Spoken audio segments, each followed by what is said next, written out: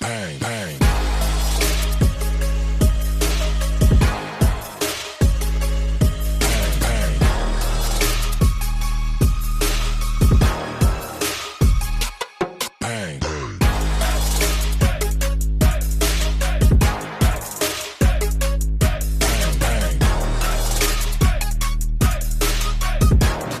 Halo Sobat Kopi, ketemu lagi bersama saya di channel X Barista.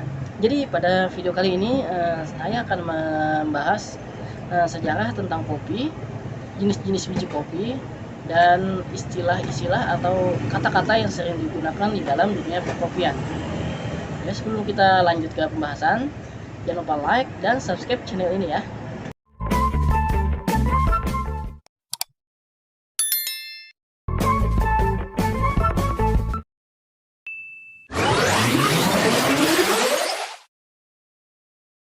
Oke, yang pertama kita akan membahas sejarah tentang kopi.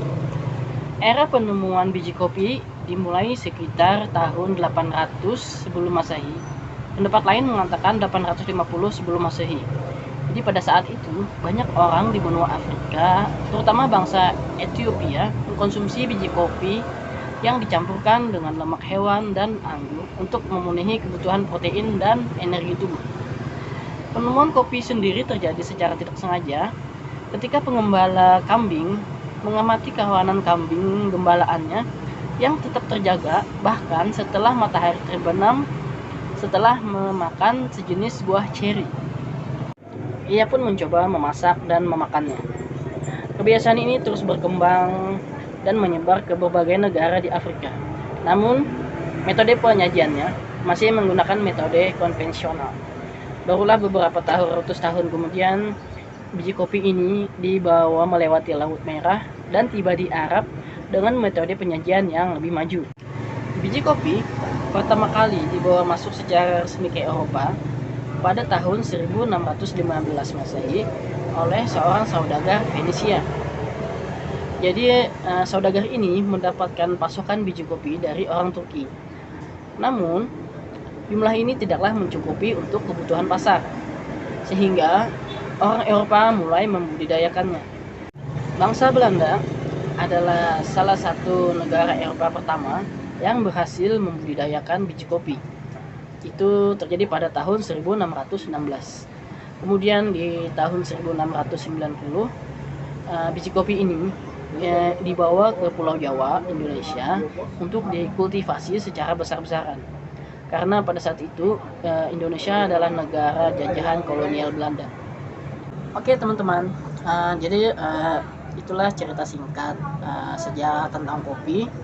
Dimulai dari penemuan, penyebaran, hingga bagaimana caranya dia bisa masuk ke negara kita Indonesia.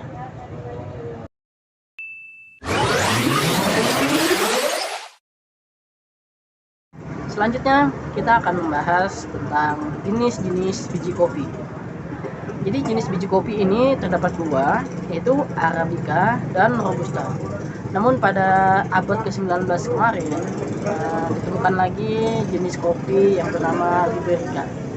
Jadi ada tiga jenis biji kopi, yaitu Arabica, Robusta, dan Liberica. Kita mulai dari kopi Arabica. Jadi kopi Arabica ini memiliki bentuk cenderung oval atau lonjong, kemudian beraroma wangi, terus teksturnya halus dan punya karakter rasa yang kaya.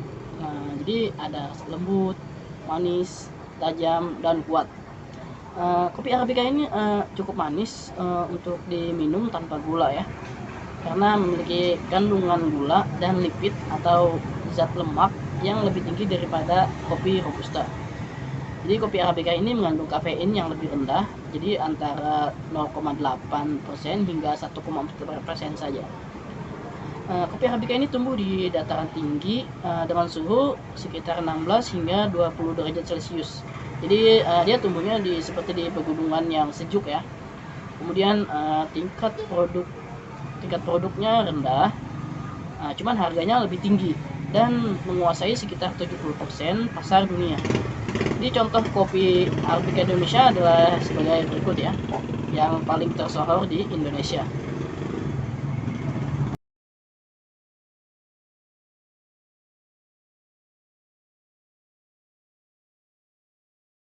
Selanjutnya ada kopi robusta. Nah, jadi kopi robusta ini memiliki ciri bentuk agak bulat. Kalau yang arabica tadi agak lonjong ya, oval ya. Ini arabica ini agak bulat, terus garis tengahnya itu garis lurus. Kemudian aromanya kacang-kacangan, terus teksturnya kasar dengan warna yang bervariasi. Kemudian punya rasa coklat, rasanya agak pahit-pahit gitu ya di lidah ya, beda dengan kopi arabica karena memiliki kadar kafein yang tinggi. Jadi dia lebih tinggi dibandingkan kopi arabica kafeinnya. Jadi kafeinnya sekitar 2 kali lipat daripada arabica. Kopi robusta ini tumbuh di dataran rendah yang bersuhu hangat. Kemudian tingkat produksinya tinggi, namun kualitasnya lebih rendah dan harganya lebih rendah daripada arabica. Kopi robusta biasanya digunakan untuk kopi instan dan dikonsumsi 30% masyarakat dunia. Nah, dan selanjutnya adalah kopi Liberica. Jadi ini kopi yang baru ditemukan di abad 19 tadi ya. Nah, jadi biji kopi Liberica ini dia memiliki ciri bentuk yang khas. Jadi biji kopinya itu besar-besar, bahkan bisa 2 kali lipat daripada biji kopi arabica. Nah, kemudian teksturnya kasar, memiliki rasa yang kuat, dan kopi Liberica ini dapat tumbuh di dataran rendah dan di tanah kering. Nah, ketinggian tanaman bisa mencapai 9 meter dan perlu 4-5 tahun untuk berbuah.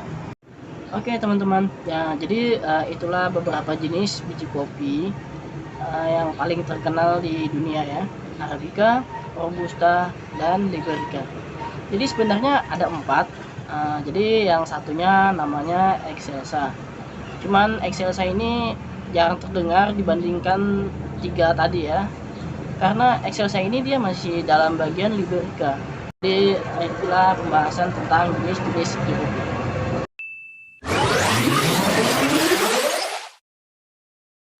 Oke, selanjutnya kita akan membahas kata-kata atau istilah-istilah yang sering digunakan di dalam dunia perkopian. Yang pertama ada kata-kata istilah espresso. Nah, jadi tidak sedikit orang yang tidak mengetahui apa itu espresso. Jadi espresso itu adalah kopi pekat alias ekstrak atau inti saripati dari kopi. Nah, jadi itu biasanya disajikan 30 ml. Jadi misalkan kita mau bikin cappuccino, cafe latte, itu menggunakan espresso. Kemudian ada istilah single origin.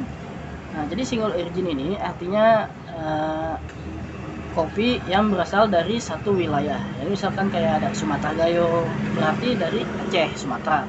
Atau Toraja Kalosi, berarti itu kopinya berasal dari Toraja, Sulawesi. Ataupun Bali, Java, dan sebagainya. Selanjutnya ada istilah Americano. Nah, biasanya Americano ini ada di dalam menu ya. Jadi tidak sedikit orang juga yang tidak mengetahui apa sih Americano ini. Jadi sebenarnya Americano ini adalah kopi hitam yang berasal dari Amerika. Jadi maksudnya cara penyajiannya ini diciptakannya oleh orang-orang Amerika. Kemudian ada juga yang namanya long black. Nah, long black ini kopi hitam juga sama, cuman long black ini asal-muasalnya dari Australia. Nah, jadi Americano sama long black itu sama-sama kopi hitam. Cuman perbedaannya itu dari dalam penyajiannya. Americano cara penyajiannya urutannya espresso baru air. Sedangkan long black air dulu baru espresso. Nah, jadi di situ letak perbedaan cara penyajiannya ya. Sehingga tampilannya pun berbeda. Selanjutnya ada istilah manual brewing. Nah, jadi manual brewing itu artinya cara penyajian kopi tidak menggunakan mesin. Jadi disajikan secara manual. Jadi contoh-contoh penyajian secara manual brewing itu ada V60, Vietnam drip, Aeropress, dan lain-lain. Selanjutnya ada juga istilah coffee cupping atau cupping gitu ya, tulisannya cupping ya, dibaca coffee cupping. Itu artinya observasi rasa dengan mengendus dan mengesap sebelum meminum kopi. Selanjutnya ada istilah kalibrasi. Kalibrasi artinya analisis karakteristik rasa kopi. Nah, jadi mereka ini menganalisa apa sih yang dihasilkan dari rasa dari suatu kopi yang disajikan. Kemudian ada acidity. Acidity itu artinya tingkat keasaman pada kopi. Kemudian ada fragrance, atau istilah artinya itu aroma bubuk kopi sebelum diseduh. Kemudian ada body. Jadi body dalam istilah dunia perkopian itu tekstur kekentalan kopi yang sudah diseduh. Kemudian ada juga istilah aftertaste. Itu adalah rasa yang tertinggal setelah kita meminum kopi. Nah, jadi biasanya ketika kita meminum kopi itu ada muncul rasa-rasa, ada asam-asam, manis, atau rasa buah-buah dan segala macam ya. Dan yang terakhir ada istilah coffee roastery. Nah, coffee roastery itu artinya suatu coffee shop yang menyediakan penggilingan kopi atau pengroastingan biji kopi langsung. Jadi coffee roaster ini dia tidak hanya menyajikan kopi yang minuman, jadi mereka juga langsung menggiling atau meroasting biji kopi di tempat tersebut. Nah, itulah istilah-istilah atau kata-kata dalam dunia perkopian yang bisa saya sampaikan.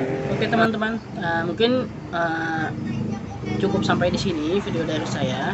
Jika masih ada yang kurang atau ada kesalahan dari informasi yang saya sampaikan, bisa kalian komen di bawah ya. Sampai bertemu di video selanjutnya.